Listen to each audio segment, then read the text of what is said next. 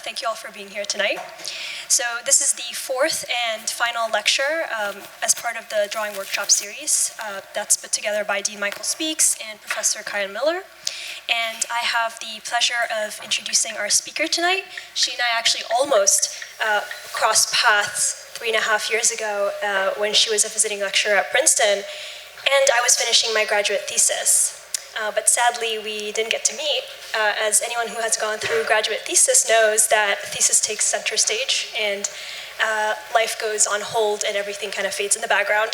So we didn't get to meet, which is why I'm all the more grateful for the do-over tonight. Not only to have finally met her, but to also have the honor of introducing her to all of you.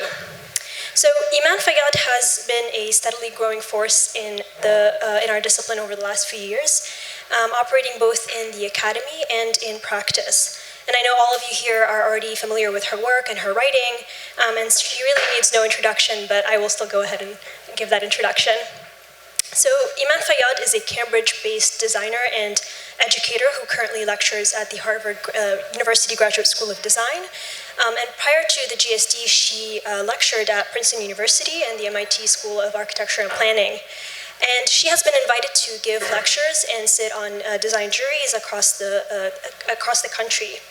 And she's been, her work has been published and exhibited in Log, Pigeon, Archinect, Plot, Rumor, Yale Architecture Gallery, Chicago Architectural Biennial, the Carnegie Museum of Art, and the Roca Gallery in London.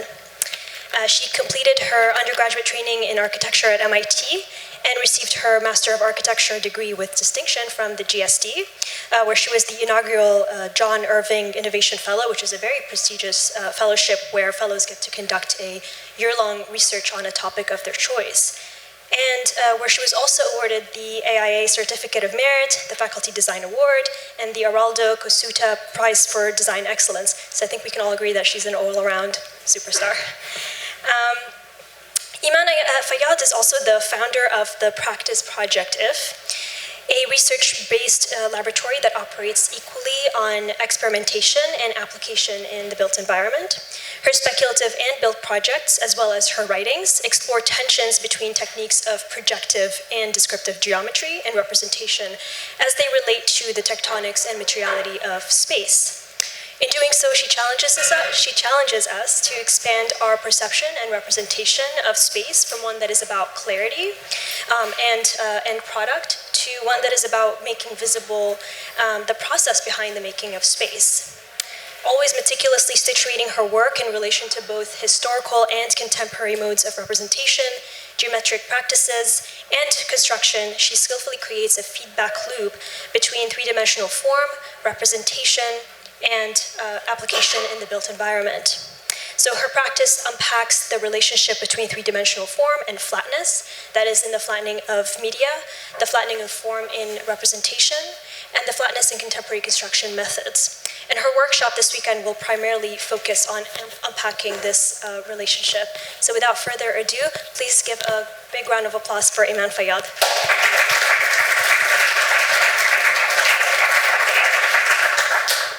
Thank you so much, Lean. Can you guys hear me well? Audio good?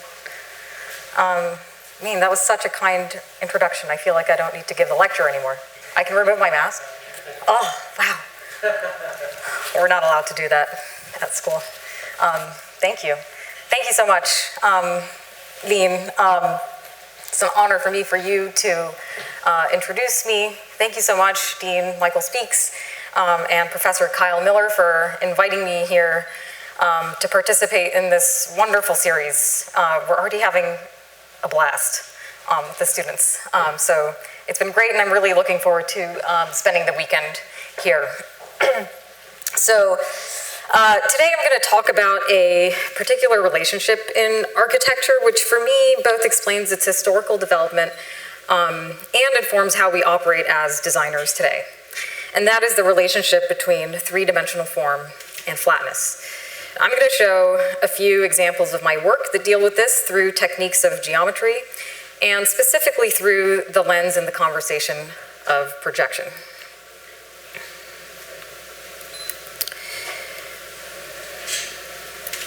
So in my mind, projection allows us to understand the linguistic conventions of architecture, how we communicate, and what tools and media we use to express our ideas. The philosopher Nelson Goodman makes a distinction between two different types of art, what he calls autographic, or one-stage, or allographic, or two-stage arts. Painting is a one-stage, or autographic art, because the painting itself is the end product. Music, on the other hand, is an allographic art. It uses notation as a means to translate its production. The score is the piece of art created by the composer, but its interpreted performance is the end product, and there can be infinite performances and interpretations, each of which is considered an authentic production of the art. Now, architecture is similar in this way, though I would argue it's more a multi-stage, not two-stage art. In the production of notation, it necessarily means that we're crafting a language and a set of conventions that operate as a way to communicate spatial production. But unlike music, the conventions of architecture allow for very little room for interpretation.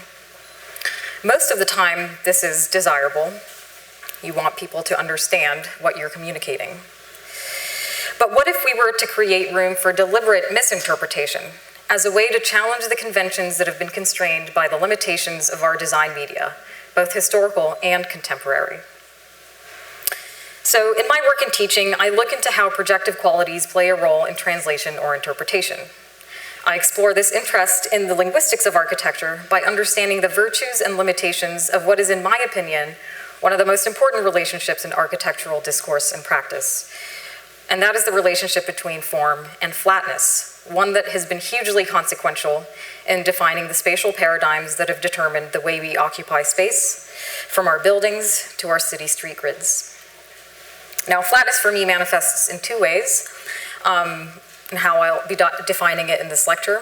First, flatness as the drawing board, and flatness as the ethereal picture plane onto which our image of the world is projected. Historically, one has been used as a space to measure form, the other to imagine it. And second, material flatness as an inevitable necessity for construction. Now, I explore the extent to which convention can be challenged in both those avenues. On the one hand, I'm interested in interrogating techniques of projective representation that are instrumental in discovering and inventing new forms and formal relationships, whether those forms relate to the experience of space or constructibility. For me, representation is not only about style, but about technique.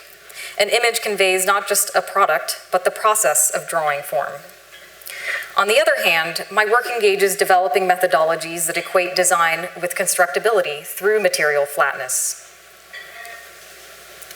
Now, before I get into some examples, I want to briefly touch on the lineage of architecture's history with three-dimensional form to contextualize these motivations. The role of flatness in the practice of architecture is a perennial problem.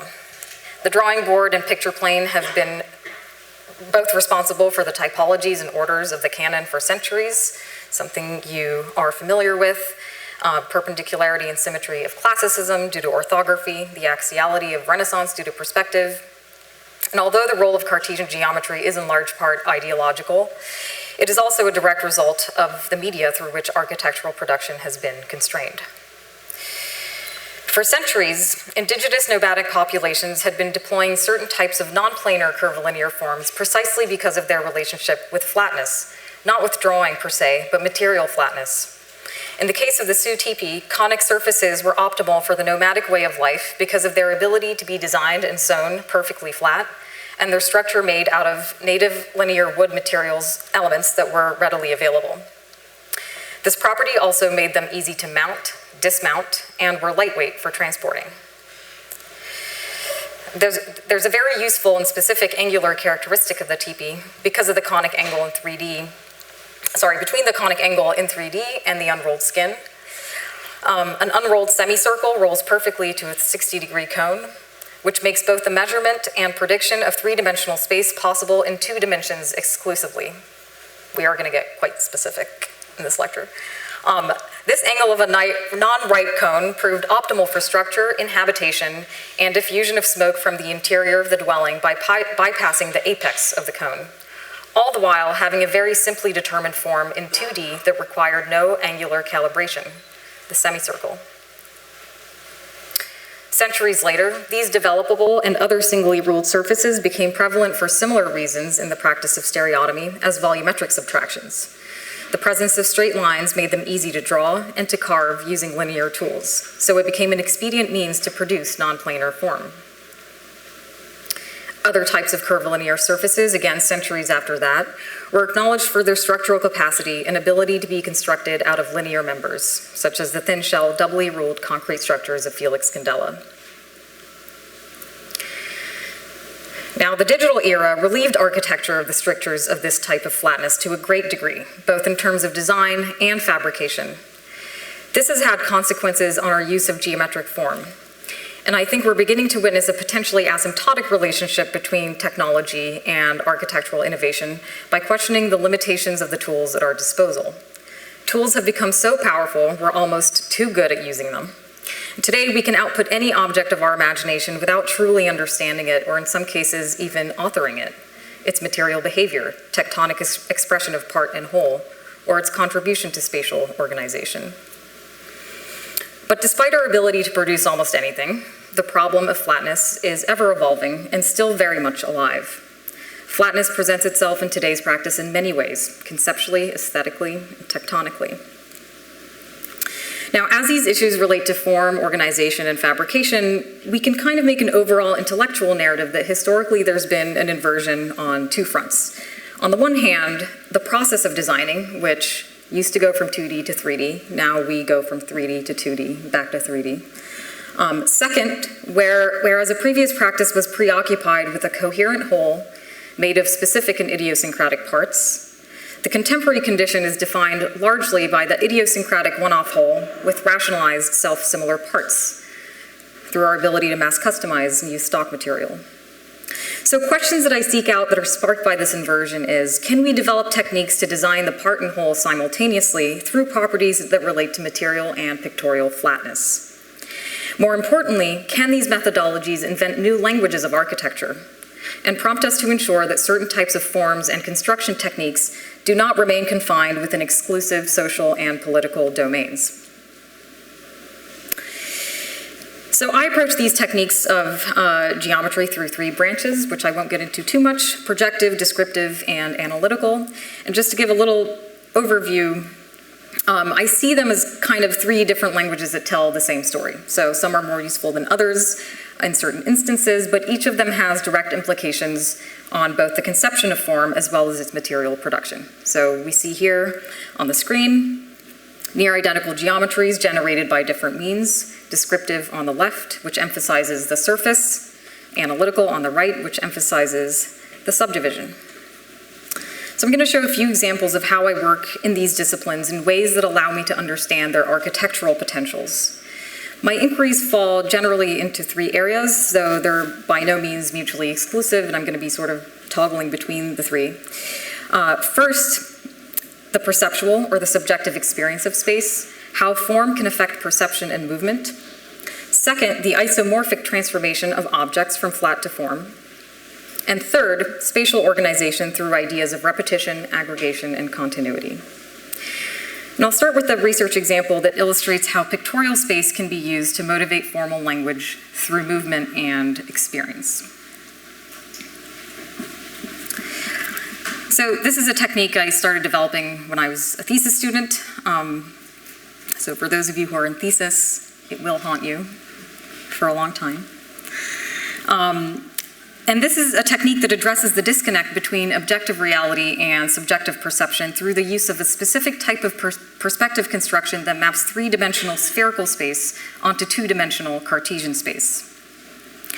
So we know that parallel projection to be the more objective and analytical, the central projection or perspectival projection to be the more subjective way of looking at objects, because their distortion on the picture plane is entirely contingent on the position of the eye relative to it. Instead of giving in to the inevitable distortion of an object on the picture plane by virtue of the subjective position of the eye relative to it, this technique attempts to design the object so that it accommodates the movement of the subject in relation to it. So it asks questions about how static built form can be perceived to be dynamic by a moving subject. Stereographic projection, which you see on the bottom right, also known as the mathematical principle of inversion, was invented by cartographers to flatten the globe onto a plane as a type of what is known as a conformal map. Essentially, what conformal maps do is flatten the globe onto a 2D surface, but try to maintain or preserve at least one variable. There are hundreds of different projections of the Earth. Some are better for navigations, others are better for more accurate representations of relative sizes of landmass and things like that. Stereographic projection preserves the perpendicularity of the native subdivision of the sphere in its projection to a flat plane. So on the one hand, it relates two organizational opposites that are very present in the built environment: the radial and the rectilinear, the curvilinear and the planar. And when used as a perspectival device, and not a cartographic one, we can assign one type to physical space, Euclidean, the other to visual space, spherical. When viewed from the pole of the sphere, curved and linear geometries appear identical, perfectly superimposed, a gridded sphere visually flattened into a plane. One is real, the other illusory. So we see here the point where the lines are projecting from represents the location of the eye. The green object represents what the blue sphere looks like from that point of view as we move around it. So the green object here is a perceived object. It's entirely a construct in our minds of the blue sphere.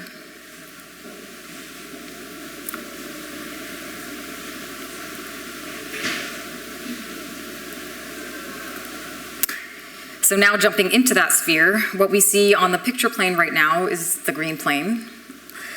So in reality, we see it's not actually flat, but our perception of it is of a grid that is being distorted.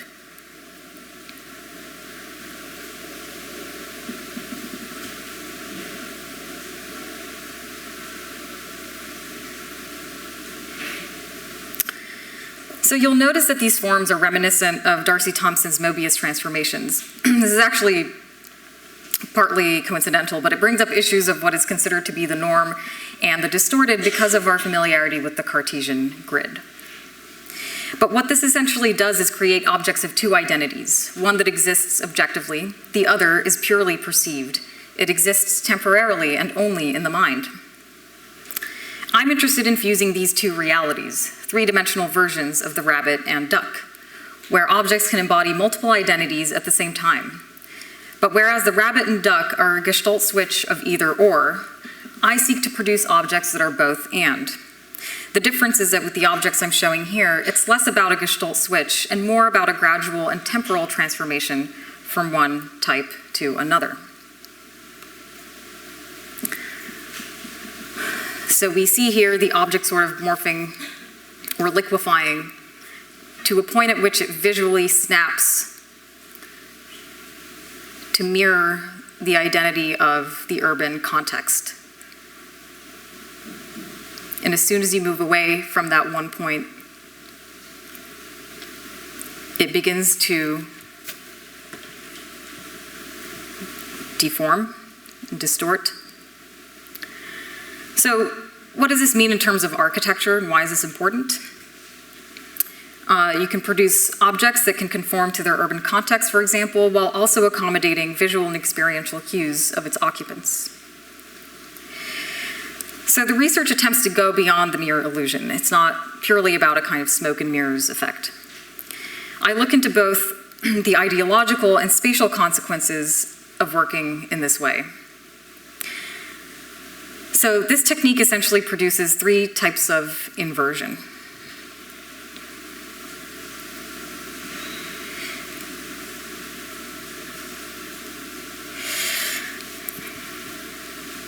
The first is an inversion of the rules of Brunelleschi's one-point linear perspective and the universal subject. The second inversion is a topological or geometric inversion, where objects are turned inside out, curvilinear becomes planar, convex becomes concave, the nearby appears distant. And the third inversion, most important, is that of architectural type, whereby when applied to a building, I look at how use of this technique, motivated by visual constraints, challenges established modes of use and habitation.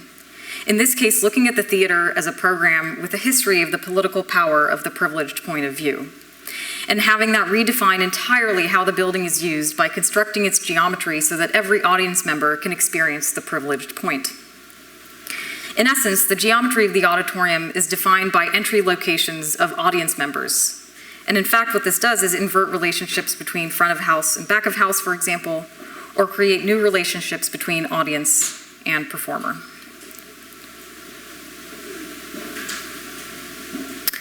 So these questions have prompted ideas about how to use the static drawing to effectively convey movement. And let's skip through some of these. I'll come back to them. In images like this, it becomes ambiguous as to whether the picture plane is moving or the form itself is dynamic. And I find that both animations and physical models that interact with light to represent the human eye are critical in making a case about the importance of movement of the human body in relation to objects in space, especially to represent the fragmentary nature of the types of forms I'm exploring. So as you all know, there is a long history of representing multiple projections in a single flat plane, as well as the problem of movement and vision placing emphasis on the singular privileged point of view.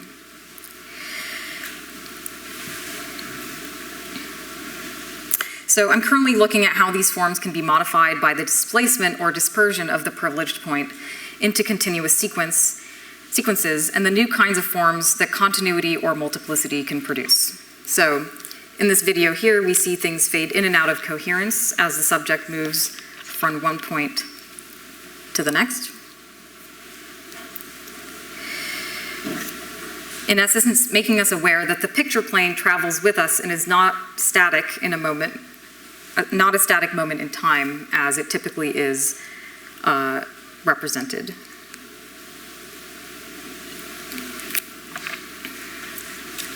And I speculate on how these techniques can invent other types of non-spherical geometries and conflate the two divergent branches of parallel and perspective projection into a single construct, fusing the indexical with the subjective, and addressing the theoretical underpinnings of what it means to reestablish a connection between the subject and object.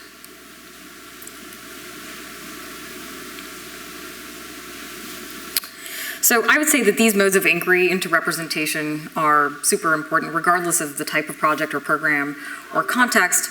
In my teaching and what we'll do in the workshop here this weekend, I encourage students to constantly challenge our conventional drawing techniques, invent new ones that better represent unconventional spatial conditions, and push the flat image to its absolute limit in terms of the information it can contain. So with an interest in fusing my investigations in pictorial ambiguity with material and tectonic ideas, I want to show this drawing series that I've been preoccupied with recently, and this is something that we are looking at closely in the workshop this weekend. These drawings were recently exhibited at Citigroup in New York this past summer in a show curated by Daisy Ames, which invited participants to engage in a conversation about what hidden lines mean in contemporary discourse and practice. It's a series of drawings that borrow from two disparate developments in the role of the image in architectural thought. On the left is a type of descriptive drawing used in stereotomy in the 17th century called a trait, which typically included a plan, a section, and a developed or unrolled plan of an assembly of stone parts. On the right is an image by Joseph Albers that explores the effects of Gestalt psychology in what became known as op art. You'll notice that in the trait on the left, there's no line weight differentiation between the projector lines and the lines representing the stone arch itself. They compete visually on the page to emphasize the process over product, making a statement about how the intellectual difficulty of constructing traits had surpassed the physical difficulty of carving stone. By contrast, Albers' ambiguous drawings try to achieve maximum effect with minimal means. In his word, he says, "The source of art is the discrepancy between physical fact and the psychic aspects of drawing." His work has been described as deceptively simple, yet immensely sophisticated. So these drawings, presented as diptychs, serve as meditations on three developments in the history of architectural representation. First, the relationship between drawing and building. Second, the stereotomic tendency to make the image more about process than product. And third, pictorial ambiguity produced by geometric abstractions. These forms represent impossible three-dimensional realities. The forms in the drawings are constructed exclusively in 2 dimensions. They employ principles of perceived ambiguity in the flat drawing surface by exploring the concept of what is known as multi-stable perception, which is the oscillation in the mind between opposing visual traits. Formal and geometric attributes invert in the mind of the viewer, and impossible spatial conditions are represented. Objects appear to stitch in both parallel and perpendicular planes simultaneously. Surfaces that momentarily appear to share an edge dissolve into incoherence. Surface tangency is met with discontinuity and self-intersection. These forms are all singly ruled surfaces, things like cones and cylinders stitched together, for the pragmatic reason that their subdivision is easy to construct two-dimensionally without the aid of a digital model, 3D model. And the fact that they are developable, in other words, unrollable, means that the drawing, which serves as a cut sheet of sorts, can itself inflate to become a model. I've described in the past the attempt to model these illusions as a fool's errand, though I did eventually, out of curiosity, try to model them, and here we are. Students are going to be doing this weekend. So the ambiguity of these impossible forms on the flat sheet allow for a multiplicity of three-dimensional interpretations. So here we're experiencing firsthand what Albers describes as the discrepancy between physical fact and the psychic aspects of drawing.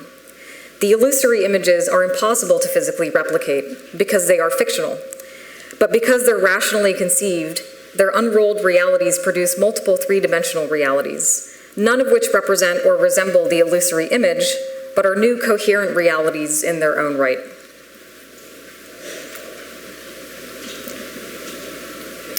So building off of that, I want to show an example of how material flatness can be linked to drawing. Here I'm looking for techniques that produce design and constructability simultaneously, which allows us to start thinking about material economy and labor. Developable surfaces, again surfaces that can unroll to flatness without distortion, are a good place to start because they isometrically map 2 dimensions to 3. They also embody the relationship between the circle and the line, the sphere and the plane. So they begin to address issues of both construction and typology. And I might add that these are also scalable and can apply from the scale of the detail to a building massing. I also look into the usefulness of these geometries because they have a latent ability to accommodate architectural imperatives, such as the cone and cylinder's ability to stitch tangentially to flat planes, and to work specifically with not just flat sheets, but flat rectangular sheets, the most standard and common stock shape of sheet material.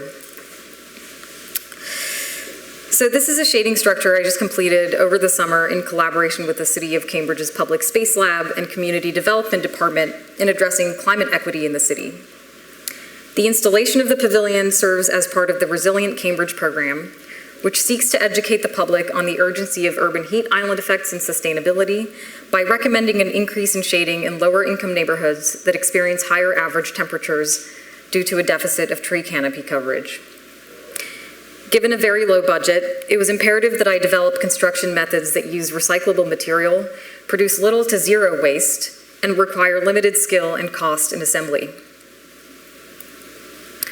The project deploys a technique called curved crease folding, which creates rigid structural surfaces out of low-cost, readily available flat stock material. Curved crease folding was actually first seen in the Bauhaus and picked up by David Huffman, and then with Martin and Eric Demain's work at MIT, as a way to create complex curvature out of planar material. So what I'm using here is a specific subset of curved crease folding known as osculating mirrors. And there are a few aspects of this technique that I find compelling. One is that creasing flat sheets in this way adds a structural rigidity to developable surfaces, which otherwise are not inherently structural unless oriented a certain way. So it's a way to introduce an extrinsic curve to a surface in a productive way. The other is also a mathematical relationship that can be easily calibrated between the 2D state and the 3D form by relating conic sections with each other. So in this case, an ellipse of a specific proportion describes a section through a cylinder that's cut at a certain angle, which corresponds to a hyperbola of that same angle in the flat state. So I love that this means that you can sort of design the three-dimensional object purely in 2 dimensions. It kind of exists in these 2 states simultaneously. And you can understand the direct consequences of modifying things in the flat state in the drawing, that they have this sort of immediate effect on the three-dimensional aggregation of the object.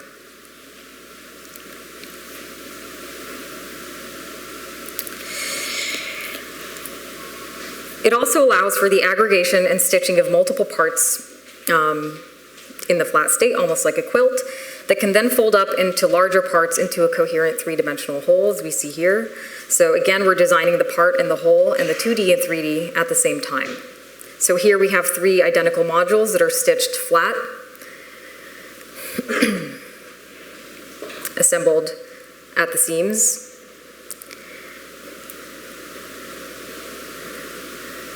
And then folded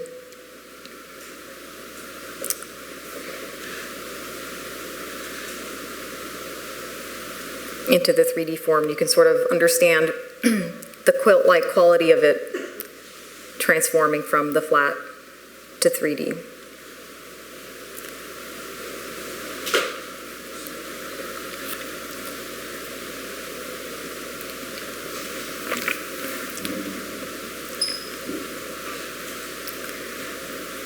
So here we're stitching the flat sheets at the seam overlap, which also makes them easier to transport and store on the site until they're formed. And here is the unrolled elevation of the entire composition of the object.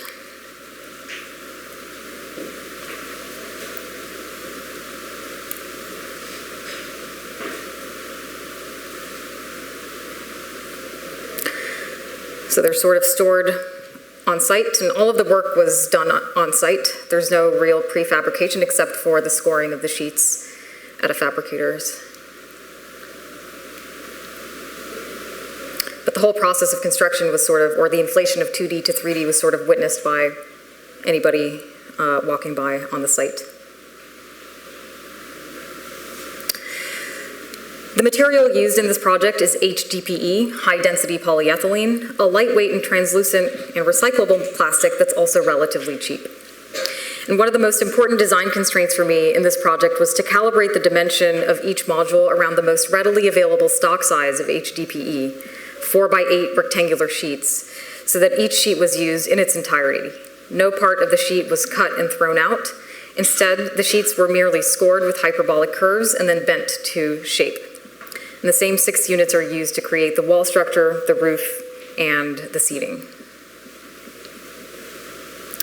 The translucent quality also allows light to come through, but still sort of illuminates the pavilion. On the note of pictorial ambiguity and multiplicity in 3-dimensional form, I was interested in also streamlining the fabrication process to see how much we can reduce the amount of variability in the flat 2D state while producing unique parts in the folded state, a difference that need only be achieved in the field while assembling.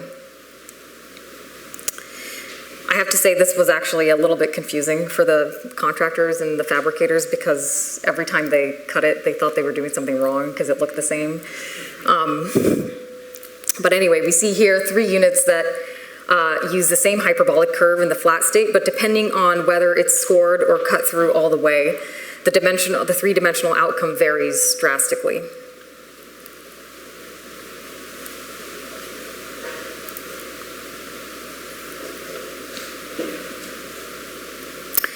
The structure is also rotationally symmetrical, which contributes to the economy of construction. So it tries to achieve a maximum effect with minimal means. Each side may appear to be unique in elevation, and in fact does behave uniquely because of biases on the site. But it means that once one side is built, the other is easy to replicate. So the project serves ultimately to activate a neighborhood park with public art to encourage use of outdoor space until the pandemic subsides. The park's used as a recess space by nearby elementary school, daycare centers, public housing residents, and college students in the area.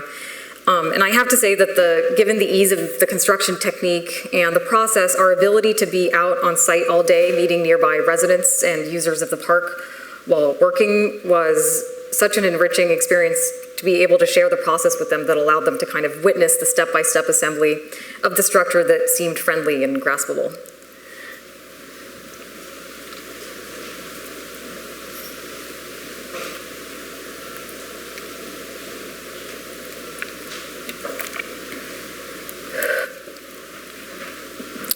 So lastly, I wanted to end with a project that sort of builds off of that thinking, that line of thinking about the part and whole, the continuous and the discrete, to show that it can, of course, be applied projectively in plan. And one of the things I'm interested in, as we saw with the pavilion, is how to create difference through sameness by minimizing the number of unique parts. This is a proposal I did for a park intervention designed to enforce social distancing last summer, which ultimately didn't happen, but it uses a 2D mathematical tiling pattern called Truchet tiling, which inscribes quarter circle arcs into square tiles at their midpoints. So no matter how they're oriented, you can always preserve tangency and continuity at the edges, and you can guarantee coherence no matter the arrangement. So there's infinite permutations of this, but I looked for one specifically that's sort of snapped into desirable organizational types. Things like parallel linear, centralized, directional, dispersed centers.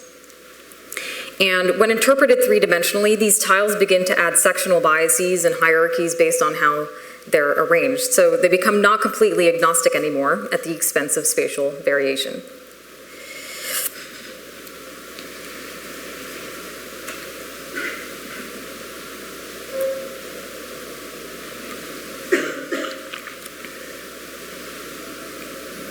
So again, an idea about taking a purely projective, two-dimensional idea, infusing it with variation in three-dimensional form to begin to produce hierarchy of space depending on the aggregation.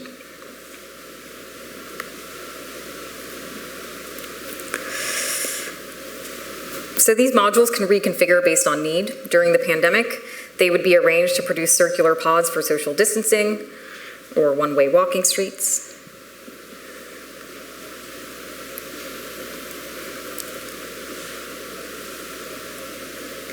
And post-pandemic, the same parts can be rearranged to create outdoor gathering spaces for public programming. And again, based on the arrangement, the intervention can generate different types of performance spaces, from musical performances to smaller, more intimate spoken word performances. And each of these also prompts different relationships between audience and performer.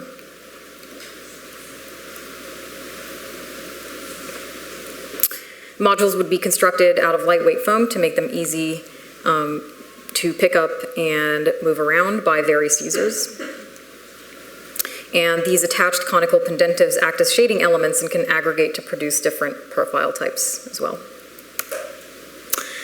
So where does that leave us? I think one of the most important things for me to consider with a lot of this work in the context of our relationship with form and materials today, which really for me is a question of our relationship with drawing, is that formal complexity has become, in today's practice, synonymous with exclusivity, high-cost materials, and complicated and unsustainable construction methods. So I think all these questions allow me to constantly think about how the cultural and social value of architecture can be recast while keeping up with developing formal trends in the discipline and technological advancement. So I like to look around and say, like, what do the geometric forms we see out in the world today tell us about how we design and practice, who we design for, what tools we're using, what materials can do. And I think for me, those are the questions that kind of help us find opportunities for formal invention. And I think it's important that making things more accessible, easier to build, does not necessarily sacrifice formal invention or aesthetic value. I'll end here. Thank you so much.